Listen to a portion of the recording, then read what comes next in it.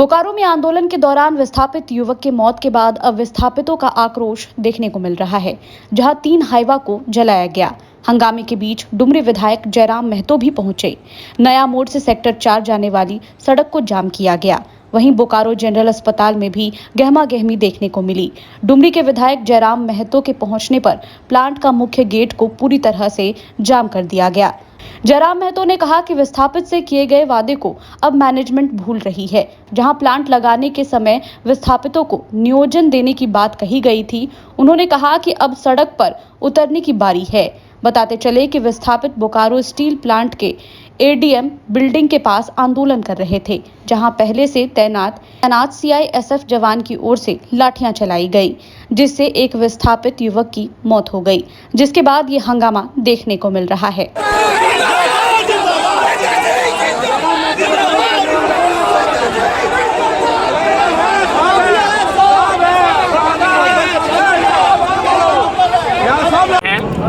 उनको सड़क पे निकालना चाहिए और चप्पल जूते मारना चाहिए। बिल्कुल सही। उससे क्या होगा, एगो छोटा मोटा केस होगा मौत से, तो लेकिन वो सबक सिखाने की आवश्यकता है। हम जब इस तरह का बयान देते हैं तो लोग बोलते हैं कि 29 साल का लड़का है, बड़बोला है, कुछ भी बोलता है, लेकिन हमको मालूम है, हम जनता के बीच से उठकर गए हैं, इसीलिए हम लिपा पुत्ती वाला बात नहीं करते हैं। जो स्पष्ट होता है हम कह देते हैं। मानते हैं कि विस्थापितों का अलग अलग गुट होना एक कारण हो चुका है? बिल्कुल, बहुत बड़ा कारण। यही देखिए विधायक मैडम का रवैया, उनको हमको स्वागत करना चाहिए था कि जयराम बाबू आए हैं, अच्छा लगा हमको, चलिए हम लोग दोनों मिल के विस्थापन की आवाज़ को बुलंद करते हैं। लेकिन उनके द्वारा ये व्यवहार अभी रात्रि के इस समय एक माननीय विधायक के साथ बड़ा दुर्भाग्य है। बिल्कुल विधायक लोग का तो ईगो है ही, उसके बाद विस्थापितों का भी अलग अलग बैनर बनना, अलग अलग मंच बनना, अलग अलग संगठन बनना विस्थापितों की लड़ाई को कमजोर करने के बराबर है। सही बात।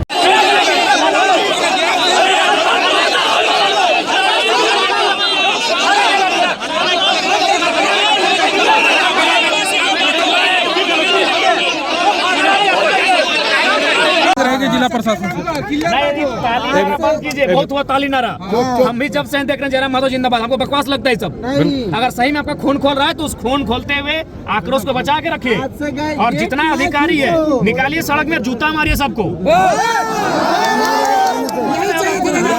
आप यही नारा मत लगाइए, मेरा भी नारा मत लगाइए। अगर सच में आपको गुस्सा है, सच में आकर आज आपको आक्रोश लग रहा है, तो आपकी जुबान से नारा नहीं लगना चाहिए, आपकी आंखों लाल लाल होनी चाहिए। और जितने अधिकारी हैं बीएसएल के, रोड में निकालिए और चप्पल मारिए उनको। वो आज उन्होंने मजाक बना के रख दिया है। यही बीएसएल प्रबंधन कहती थी कि जब तक चिमनी का धुआं रहेगा तब तक रेत के हाथ में नौकरी रहेगी। उनकी नीति को चप्पल मारिए, उनकी नीति को सड़क में लाके।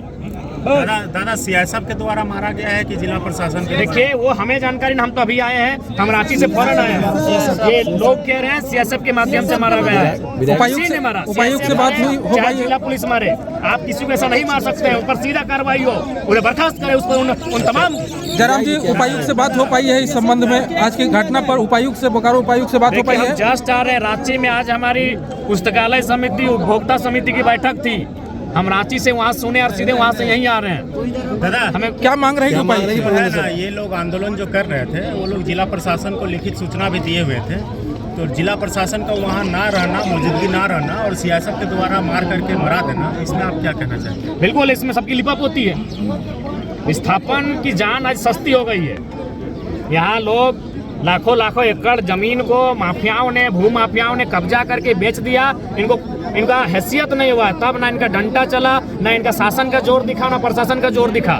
लेकिन आज अप्रेंटिस के हुए छात्र, जबकि प्रबंधन का वादा था कि अप्रेंटिस करने के बाद उनको यहाँ लगाया जाएगा, उनको यहाँ नियोजन दिया जाएगा, नौकरी में रखा जाएगा। तो ये गांधी का देश है, गांधी के देश में वो धरना के माध्यम से अपनी मांग को मांग रहे थे। इसलिए मैं आज लोकतंत्र के चौथे स्तंभ के माध्यम से, तमाम मीडिया बंधुओं के माध्यम से ये मांग करता हूँ कि जिन्होंने लाठीचार्ज किया है उनको सबसे पहले सस्पेंड किया जाए, और जो भी अप्रेंटिस भाई, छात्र, अभ्यर्थी धरने पर बैठे हैं उनको विधिवत रूप से बहाल किया जाए। कहीं दूसरे से मांगने नहीं है तो उसका जमीन लिया है,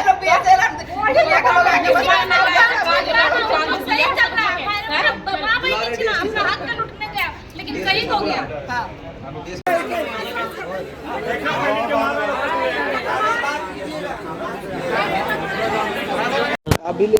प्रेम कुमार जो है रिश्ते में भतीजा लेंगे, हम लोग एक ही गांव के रहने वाले हैं। कल स्टेडियम बिल्डिंग के पास अप्रेंटिस संघ का धरना प्रदर्शन था, जो जिला प्रशासन को जानकारी के दे करके उन्होंने कल धरना प्रदर्शन किया। तो धरना प्रदर्शन इसलिए था क्योंकि आज से 12 साल पहले BSNL ने विस्थापितों के लिए एक बहाली निकाली थी कि हर एक वार्ड से, हर एक घर से एक आदमी को हम अप्रेंटिस करवा करके, स्किल करवा करके हम जॉब देंगे, जिसमें 4500 में 1500 का बात था कि ट्रेनिंग करवा करके जॉब दिया जाएगा। उसमें से कुछ लोग को दे दिया गया और कुछ को नहीं दिया गया, जिसमें 12 साल बीत गए। तो उसका कल धरना प्रदर्शन था कि हमने कहीं ना कहीं, जैसे जो प्रेम कुमार है वो B.Tech किया स्टूडेंट है, तो जब सेल में वैकेंसी निकला तो उन्होंने अप्रेंटिस के लिए अप्लाई किया और सिलेक्शन भी हो गया, अप्रेंटिस भी किए 2 साल करने के बाद भी इन लोगों को 12 साल तक सर्विसेज नहीं दिया गया। तो इनकी मांग थी कि हमें बहाली किया जाए और जब तक बहाली नहीं कर रहे तब तक हमें एक प्राइवेट के तौर पर एक सर्विस दिया जाए। इसकी मांग के लिए कल धरना प्रदर्शन किया गया था। तो धरना प्रदर्शन के दौरान CISF के द्वारा लाठीचार्ज किया। लाठीचार्ज में प्रेम कुमार के सर में चोट लगा और गिर पड़े, और उसके बाद गिरने के बाद भी इस पर मतलब CISF के द्वारा मारते गया, कंटिन्यू मारा गया है, जिसका वीडियो भी सब जगह पब्लिक डोमेन में है, आप लोग देख सकते हैं। और उसके बाद BGS लाया गया, जहाँ पे BGS में उनकी देहांत हो गई। उसके बाद से जितने भी विस्थापित हैं सभी आक्रोश में हैं और सभी चाहते हैं कि न्याय हो, क्योंकि जब 1965 में जब सेल का स्थापना हो रही थी, उसमें इंदिरा गांधी की सरकार ने कहा था कि जब तक चिमनी में धुआं रहेगा तब तक 4th ग्रेड की बहाली यहाँ के विस्थापित को दी जाएगी। तो हमारा सवाल यही कि फिर यहाँ के विस्थापित को 4th ग्रेड की बहाली क्यों नहीं दिया जा रहा है? और हमने तो अपना ज़मीन दिया, हमने तो सब कुछ दे दिया सेल को बसाने के लिए, देश के विकास के लिए, हमें वापस में क्या मिला? और हम जब कुछ मांग करें, कुछ धरना प्रदर्शन करें, तब उसमें लाठीचार्ज कीजिएगा। क्या बोल रहे हैं? हाँ, उनकी इंगेजमेंट हो गई थी, ठीक है। आने वाले कुछ ही दिन में उनकी शादी भी हो जाती। तो भाई सिंपल सा बात है, शादी विवाह हो रहा है, पढ़े लिखे युवक है, आपने वादा भी किया कि हम उनको जॉब देंगे, आपने अप्रेंटिस भी करवाया, आपको तो बोला जा रहा है कि आप उसके बदले में हमको कोई प्राइवेट जॉब भी दे दीजिए और जब आपकी बहाली होगी उस प्रक्रिया में आपको ले लीजिए। तो उनका हमें तो कोई ये नहीं कहा। बहुत बार वार्ता हुआ है, जितने भी यहाँ के सांसद विधायक सब ने कहा, बार बार वार्ता हुआ कि अब होगा, लेकिन पहल नहीं होता है। आज़ादी के 75 साल बाद और 65 साल के 50-55 साल हो गया सेल के बने हुए, अभी तक जो है विस्थापित का विस्थापन करिएगा, उसको मुआवजा भी नहीं मिला और सर्विसेज भी नहीं मिला। और जब धरना प्रदर्शन करो तो मुआवजा। और इतिहास में पहली बार हुआ कि किसी को मार के डेथ कर दिया गया है। सबसे बड़ी बात है कि हम अपनी ज़मीन दो, हम मरे भी, ये तो अच्छी बात नहीं। इससे दूसरे भी राज्यों में एक मैसेज जा रहा है कि अगर हम आने वाले किसी भी कंपनी को ज़मीन देंगे तो हम ज़मीन किस बेसिस पे देंगे, हमारा क्या होगा बच्चे का भविष्य। आज अगर हम ज़मीन नहीं दिए तो हमारी ज़मीन तो करोड़ों की, अरबों की होती। हम इसमें कोई भी बिजनेस करते हैं, आज ये ज़मीन हमारा कोई काम का है ही नहीं, हमें नौका एरिया में कर दिया गया, हम इसको बेच नहीं सकते हैं, यूज नहीं कर सकते हैं। बाहर से लोग आकर के विस्थापन करके रह रहे हैं, हमें अपनी मांग करे तो हमें मारा जा रहा है। तो हमारा मांग है कि हमारी जो विस्थापित का मांग है उसको आज सुना जाए। बहुत बार हम लोगों ने हमारा मांग है कि जो 4th ग्रेड का बहाली है जो कहा गया था उसको शुरू करें। बंद क्यों किया गया, शुरू करो। अप्रेंटिस संघ जितने भी लोग अप्रेंटिस किए हुए जिनका लिस्ट में नाम, एक साथ बहाली करें, एक बार में करें। आज सेल का सारा यूनिट बंद है, सारा प्रोडक्शन बंद है। अगर आज मान के चलिए कि अगर एक दिन भी प्लांट बंद हो गया तो हज़ारों करोड़ों का नुकसान होगा। क्या वो 1000 करोड़ रुपये विस्थापित के लोगों को जॉब देकर कंपनी नहीं दे सकती है और प्रॉफिट नहीं कमा सकते? हम तो नहीं बोले कि आप प्लांट बंद कर दीजिए। क्या नाम हुआ आपका? मेरा नाम हुआ नरेश कुमार जी। क्या हुआ अब तक जो घटना हुआ उस पर क्या? देखिए, जो हुआ बहुत अनफॉर्चुनेट था और हमको वेरी सैडनिंग हुआ है। तो हम अभी लोगों के साथ हैं यहाँ पे और अभी DGH में हम लोग कोशिश कर रहे हैं कि सबके साथ सबसे वार्तालाप हम लोग करें। और शहर में स्थिति सुधर रही है अभी धीरे धीरे करके, लोग रोड पे आ रहे हैं, ठीक है। लोग यहाँ पे भी हम इनके साथ हैं। जो ये लोग कर रहे हैं अच्छे से शांतिपूर्वक करें, लोगों को डिस्टर्ब ना करें और अपनी जो ये बात रखना चाह रहे हैं वो सुनी जाएंगी, वो हम सुन भी रहे हैं। और कल रात को DC मैम और SP सर और सब सीनियर ऑफिशियल्स का बातचीत हुआ है और उसके बाद एक CGM HR को अरेस्ट भी किया गया है। कल ही रात को 4 बजे 3 बजे अरेस्ट कर लिए गए हैं और मुआवजा भी डिक्लेयर किया गया है और बाकी मांगे भी सारी जो उनके पत्र में लिखी गई थी वो सारी एक्सेप्ट कर ली गई है BSL द्वारा। और अभी BSL द्वारा वार्ता के लिए बुलाया जा रहा है लोगों को, तो देखते हैं वो क्या है। उसमें देखिए प्रेस नोट मिला है जिसमें 20 लाख रुपया मुआवजा एवं नौकरी है जी। हाँ जी, यही सब अभी हम लोग करेंगे। CISF की तरफ से या जो भी CCTV में निकल के आएगा हम लोग जांच करेंगे। तो सबसे पहले इस घटना की जितना भी निंदा की जाए कम है।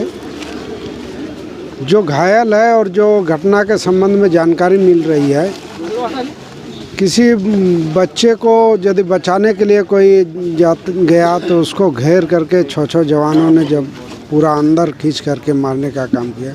गर्भवती महिला को पीटा गया, महिलाओं को पुरुष फोर्स द्वारा पीटा गया और जो धरनार्थी थे उनको भी पूरे बेरहमी के साथ पीटा गया।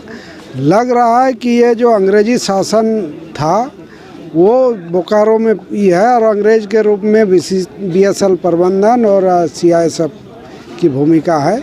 यदि वो लोग ऐसा ही करना चाहते हैं तो यहाँ के विस्थापित जो हक अधिकार की लड़ाई लड़ रहे हैं, निश्चित रूप से वो आज़ादी की लड़ाई लड़ रहे हैं और आज़ादी ले करके रहेंगे।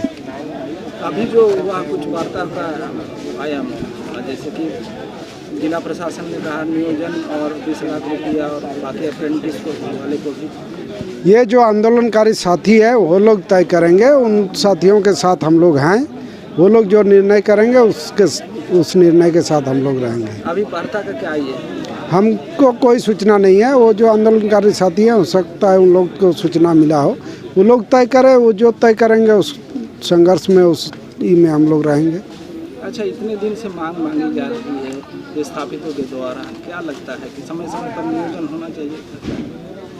क्यों नहीं होना चाहिए? जिसका कहीं कुछ गया नहीं, ये लोग तो ज़मीन दिए हैं, उस पर कारखाना चल रहा है।